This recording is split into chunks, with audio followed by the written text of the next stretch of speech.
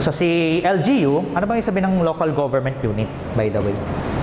So local government unit, so yung other than the national government, and this will be lengthily discussed in the topic of local government taxation, yung mga community tax, mga poll tax, madidiscuss uli ang LGU.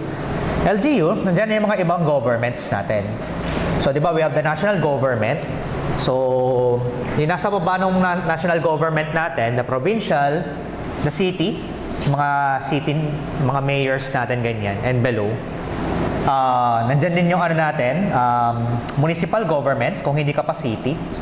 So, ang pinaka-lowest naman natin na political unit is the barangay.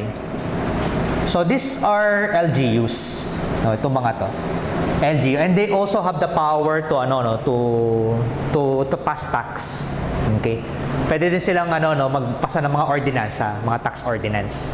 Yun yung tawag sa kanila. Tawag natin dito. But the legislative power pa rin nung nung mga local government unit is still vested on the legislative making body nila.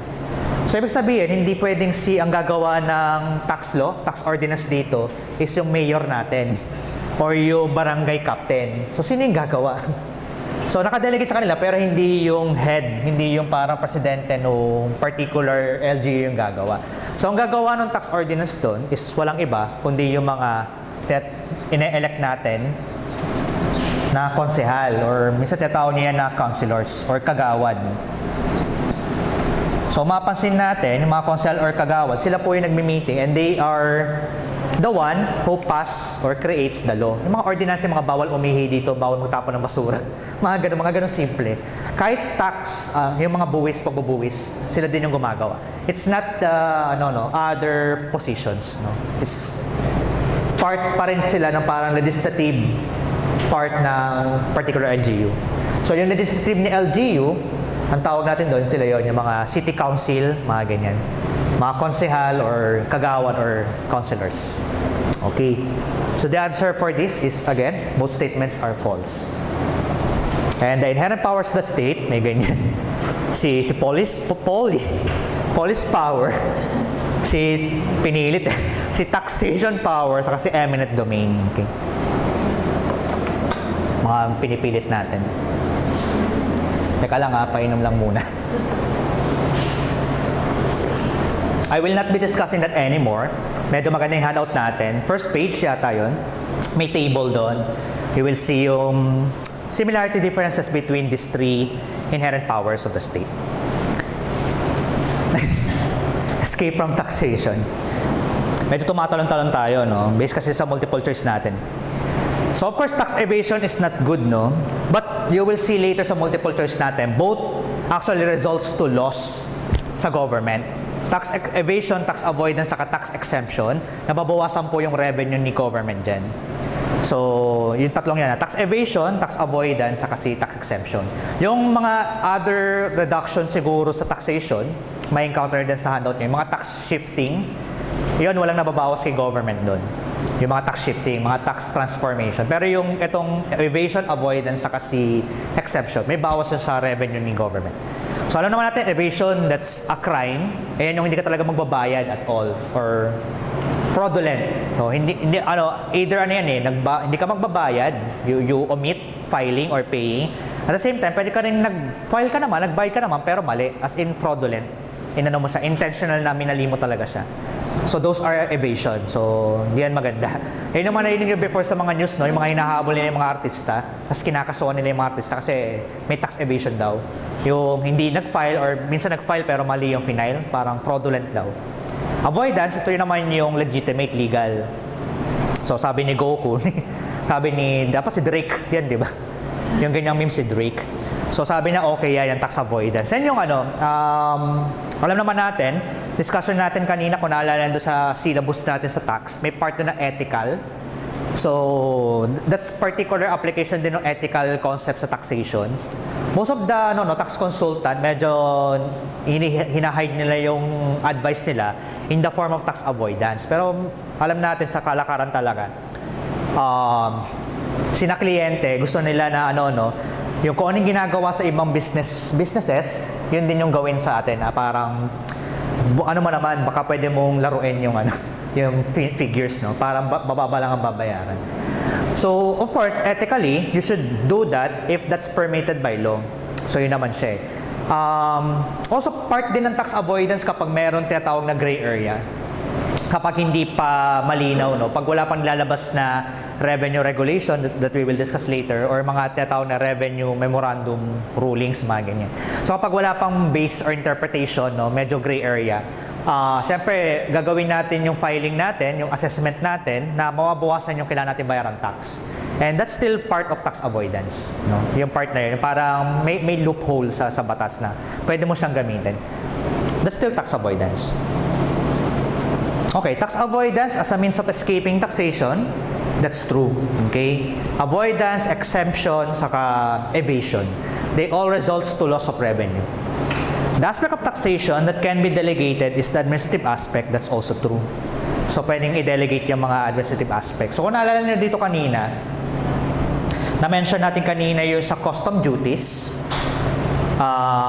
naka-delegate lang kay President. Pero yung kaya lang niyang baguhin ni President doon is only the administrative aspect.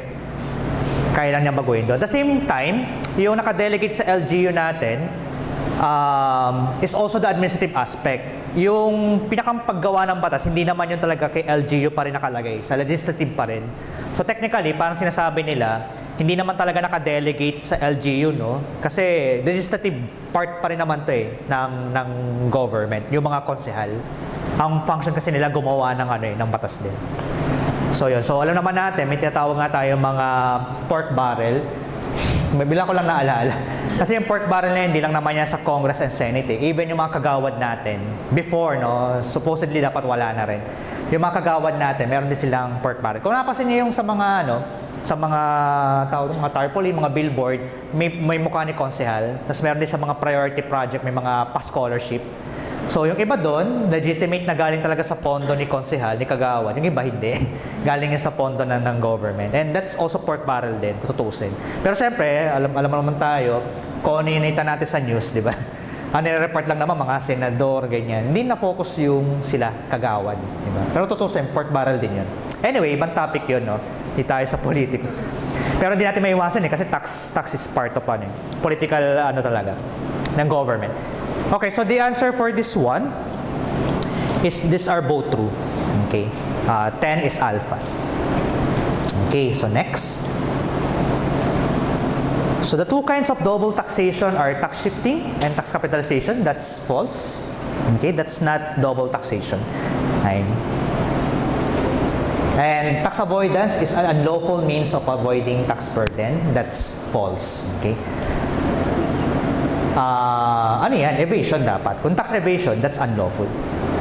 So the answer for this question is both are false. Okay, bravo. Okay, next tayo. Okay, ad valorem. Ad valorem tax includes income tax. That's true. Okay, it includes income tax. And actually, marami tayong tax discussion, no, na ad valorem actually.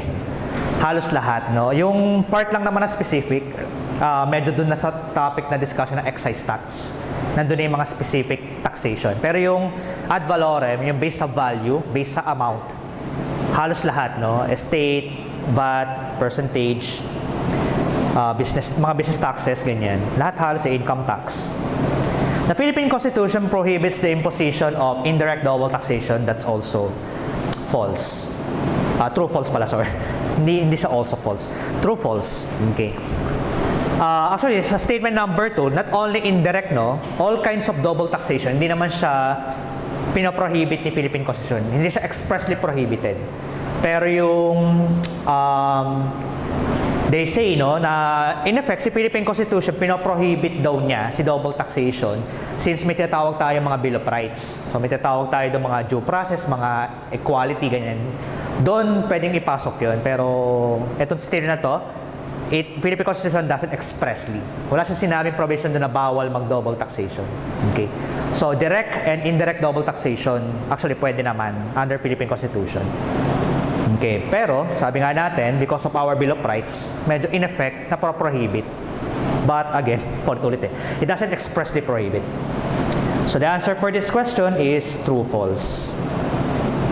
So Charlie. Okay. The concept that payment of taxes shall be more or less the same is underlined by the principle of uniformity in equity in taxation. So yan ba yung concept ng uniformity in equity? Taxation includes the power to destroy, and of course that's true. So our answer for this one is delta. Only the second statement is true. Okay, yung power to destroy. Okay, taxation has retroactive application. Ito medyo may nakikita tayong ibang ibang author, ibang mga ang sagot nila dito is true daw yan. But our answer should be false to. Taxation is prospective. Okay? Kaya lang nila sinabi, yung iba sinasabi nila na retroactive because dun sa table, kung napansin niyo yung si taxation natin, it's CUPS or CUPS. It's comprehensive, unlimited, plenary, and supreme. So having that characteristic, sabi nila, kung it's comprehensive, unlimited, plenary, and supreme, kahit pwede nang i-tax. Kahit mag-retrospect, kahit past pa yan. Past transaction, itatax ko pa rin yan. So, the answer natin, kahit na meron tayong CUPS, comprehensive, unlimited, plenary, and supreme, still, taxation is prospective.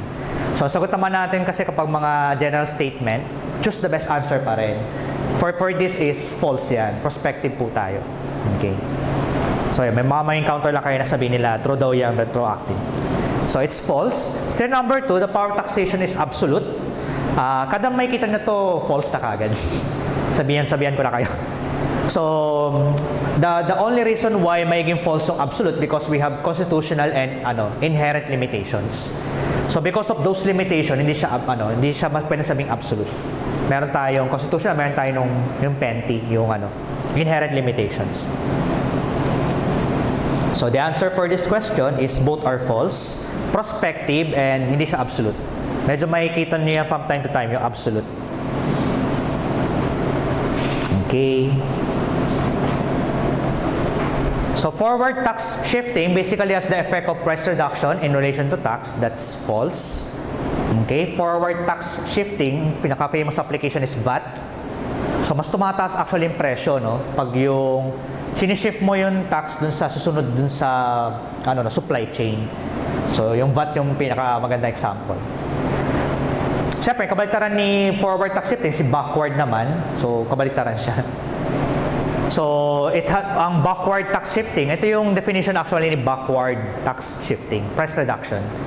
Pag forward, mas tumataas yung presyo. Okay, may na-encounter rin siguro kayo dyan na onward tax shifting. Wala pa namang ganong Actually, sinasabi nila VAT is also an onward tax shifting. Pero actually, magandang discussion during VAT na Onward tax shifting daw si VAT.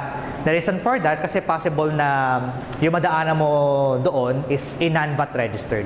Pag non-VAT registered kasi, hindi mo magagamit yung VAT. Hindi mo siya pwedeng gawing input VAT. Okay. So, saka na natin daanan yun. Ako rin naman yung mag-discuss sa inyo nung VAT. Nadaanan natin uli yan.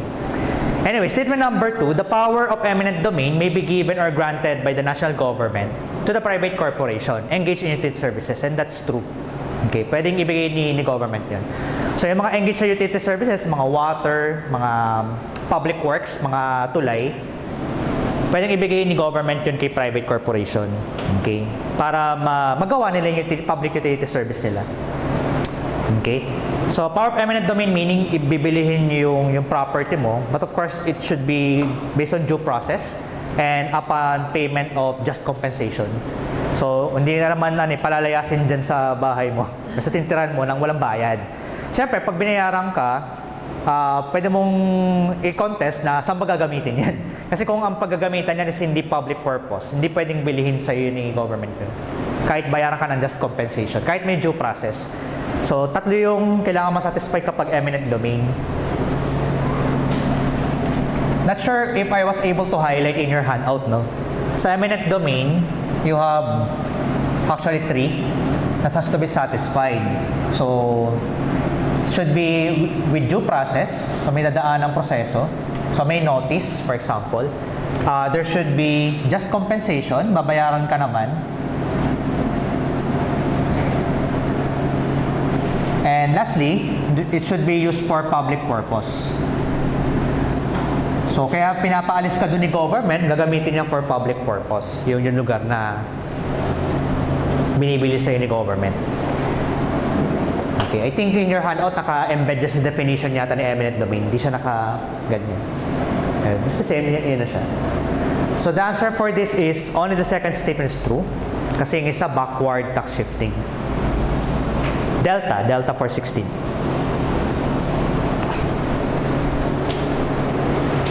Okay? So, first statement is true. Lahat naman ng batas pinipirmahan ni President. Okay, so that's true. Number 2, without tax law, the state cannot enforce collection of taxes. Yan yung medyo nakakalito, yung statement number 2.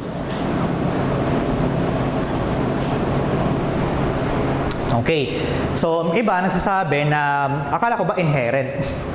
Ito yung parang sinasabi kay statement number 2 eh. Kasi sabi nung iba, parang dapat wala nang kailangan batas, makakapag-tax ka. Yun yung sinasabi nila. What we're saying is inherent yung taxation mo, meaning walang nagsasabi, hindi kailangan sabihin sa batas na may power ka to tax. Clear po tayo doon. Yun yung ibig sabihin ng inherent power of the state, yung power of taxation, eminent domain, saka police power. Those are inherent, meaning walang kailangan batas na kailangan magsabi na may ganitong power si government. So ito naman, ang sinasabi lang niya dito, may power naman si government to tax, but kailangan magkaroon ka muna ng batas para malaman sino yung mga kokolektahan. Gets po ba yun? So ibig sabihin, hindi na sinasabi na kailangan may batas para magkaroon ka ng power to tax. It just says na gawa ka ng batas para malaman natin sino yung mga itatax. Yun lang naman yun. So, meaning in statement number 2, it's not actually contradicting with the inherent power, but rather to have a due process also.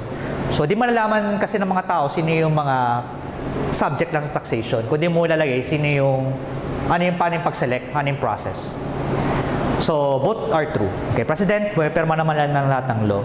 And without tax law, the state cannot enforce. Okay.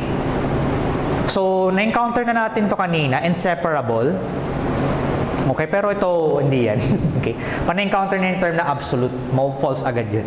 Taxation laws are valid and enforceable even if they do not identify the particular person, industry, or community that is benefited from their application. That's true. Okay, so alam naman natin, benefit received principle is assumed. Hindi naman yan, kailangan ma-specify, malaman pa sino yung tatanggap ng benefit, ng service ni government. So, false and true. So, delta.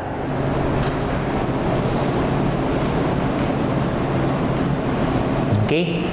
So, number 19, taxation assessment refers to the enactment of tax laws by the legislative branch. That's false. Medyo inuulit lang natin, That's levy. Levy yung pag-enact. Each LGU can levy taxes for sources of additional revenue as incident to the nature and purpose of taxation. That's true. May power sa LGU na gumawa ng tax ordinance. So, delta ang sagot. Okay, 20. The exercise of the power of taxation is comprehensive and absolute. Again, false po tayo dyan. The whole process or stage of taxation is called taxation system. That's true. Okay. So, answer po natin is, okay, dog or gusto na dog? Delta. Okay, false, true. Sige, dun nga muna tayo sa tayo. Okay, can we take a break? Break muna tayo. Okay, for 10 minutes.